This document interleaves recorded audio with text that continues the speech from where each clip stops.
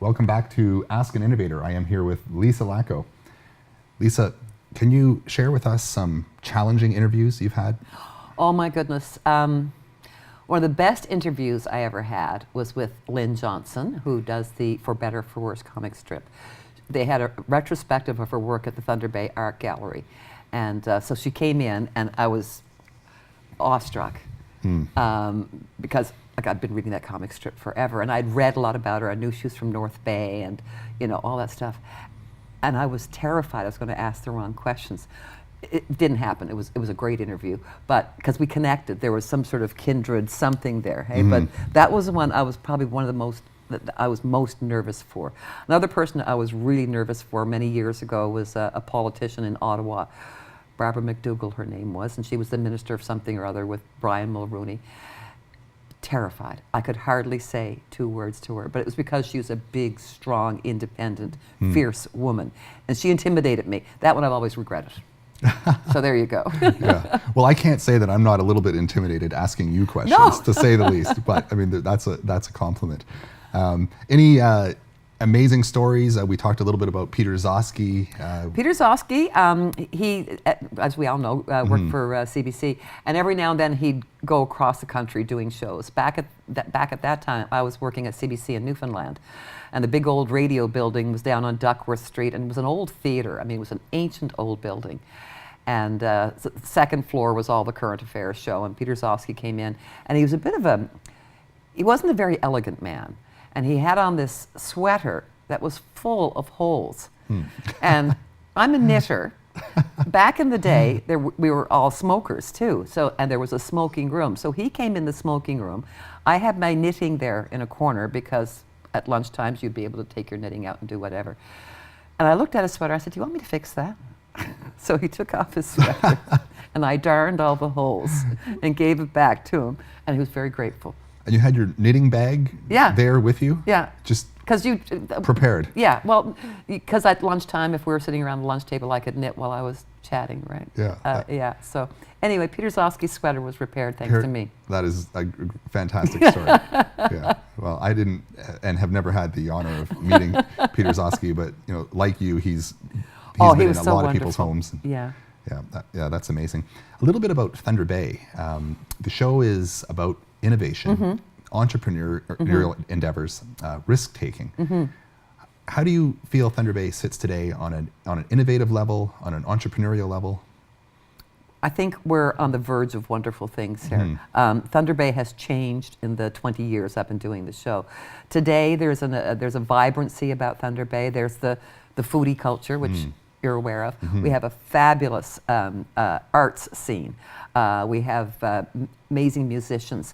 We have people taking chances with businesses. I see that all the time. I mean, like the young galley girls doing that fabulous clothing. Yeah. Elf Arrow just up the street from you as well. So there's a whole nice fashion scene here. I think about Connor McGooey with the games that the game he did. There's people ready to take chances here and make a Thunder Bay stamp on it. They're fiercely Thunder Bay and they want to stay here and they want to make this city take it to the next level. And it's working. You can feel that vibe about it. There's a great urge as well to, I'll use the word reconciliation, but for people to start working together to make us a better city too. I get a strong sense of people saying, okay, it's time. I want to know who I am, where I am. I want to know about the people I live with. We've got, there's 1,000 international students at Lakehead University this year. There's probably about 500 or more at Confederation College. These are kids from all over the globe. Given the opportunity, a lot of them would stay here. Absolutely. We have a vibrant mosque here with really funky young people doing amazing things. Yeah, Thunder Bay, I'm a fan, as you can tell. I love it. We talked about the culinary scene, the fashion scene, innovation around board games. Yes. Pretty fantastic. There's always a need to market these products. Being in the media, how do you see people marketing today? Well, I mean, everything is on social media. It has to be. You have to have a social media presence or you may as well just disappear. And to be engaged in social media respectfully, to celebrate, Yeah, if I were in business and wanting to market myself online, I would be everywhere online. I would be participating in forums. I would be sharing. Sharing is great. Celebrating, like whenever I find something that's going on that I like, I try and celebrate it by either Twitter or Facebook or something like that, because we need to know. The more we know about our communities, the more we can celebrate. So yeah, social media is single-handedly the most important thing. Do you think there's a saturation point with social media for entrepreneurs and for innovators and business folk? Do you think that they can be on social media too much promoting themselves? Yeah, it's kind of, it's so new. Hey, social media is still only 10 years old. Yeah.